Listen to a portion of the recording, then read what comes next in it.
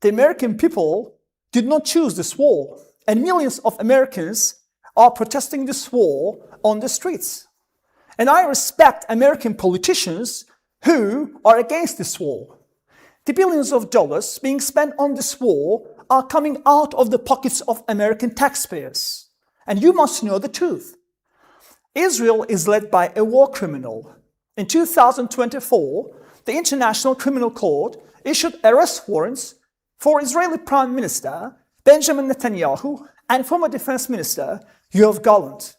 They are accused of crimes against humanity and war crimes. Israel massacred tens of thousands of innocent children in Gaza, and all its crimes against humanity remained unpunished. Emboldened by the impunity of its crimes, Israel easily dragged the United States into a war against Iran, one of the world's oldest civilizations. The Zionist Evangelical Coalition, seeking to implement the Great Israel Project, launched a war against Iran and violated international law. Even United Nations experts consider the military intervention of the American-Israeli coalition against Iran an illegal war and a gross violation of international law. Donald Trump, the commander-in-chief of the United States military, who launched an illegal war against Iran on behalf of Israel, is an unpredictable politician. He loves being in the spotlight. He doesn't care whether Iran has democracy or not. And it's obviously clear that Donald Trump wants to seize Iran's rich oil and gas fields. The influence of evangelical pastors who believe that serving Israel is a sacred religious duty for Christians on Donald Trump is obvious. They believe that God promised the Jews vast territories from the Nile River in Egypt to the Euphrates River flowing from eastern Turkey through Syria and Iraq, and serving Israel is a sacred duty of a Christian. But there are exceptions among evangelicals. For example, I've been listening to Joel Osteen, a world-renowned American evangelical pastor for over 20 years. He is a truly magnificent person.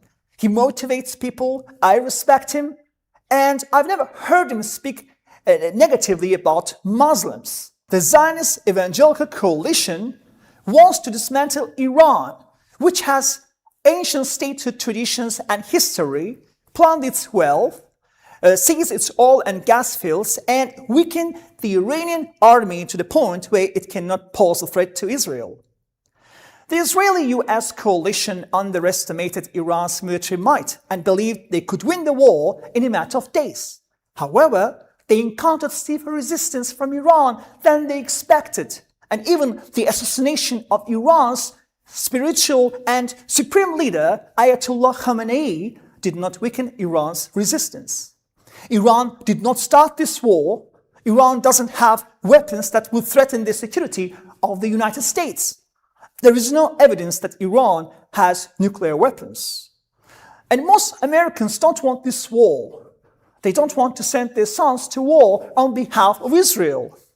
American taxpayers don't want to lose their money. American taxpayers are angry that billions of dollars of government money are being spent on a war waged on behalf of Israel, while inflation, homelessness, and unemployment are rising in America. America will not bring democracy to Iran by dropping bombs on unarmed civilians. On the very first day of the war with Iran, the United States launched a missile strike on an elementary school, killing 167 girls. Is this the democracy they promised? And the Persian Gulf countries, unfortunately, they gave their bases to the United States to carry out strikes against Iran. The American military primarily launched attacks on Iranian infrastructure and civilian targets. In turn, Iran destroyed or rendered useless almost all of the American military bases in the Persian Gulf countries. The leaders of 12 Islamic and Arab countries gathered in Saudi Arabia and issued a joint statement condemning Iran, but not the imperialist powers that started the war. False flag operations were carried out by Zionists to drag Turkey, Azerbaijan, and some other Muslim countries into a war against Iran. But the enemies of peace, the enemies of humanity, they failed. They could not accomplish their dreams. And these countries should always be very careful. And I'm saying Muslims must end sectarian hostility and unite against imperialism. Some experts say that if Iran is defeated in this war, the next target will be Turkey. Iran has the right to self-defense. Iran will not be an easy prey in this war.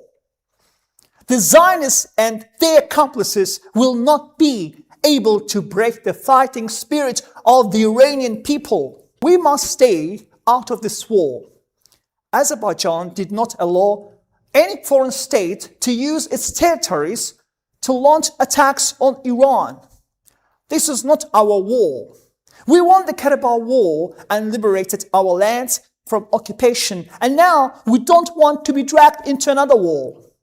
40 million Azerbaijani Turks live in Iran.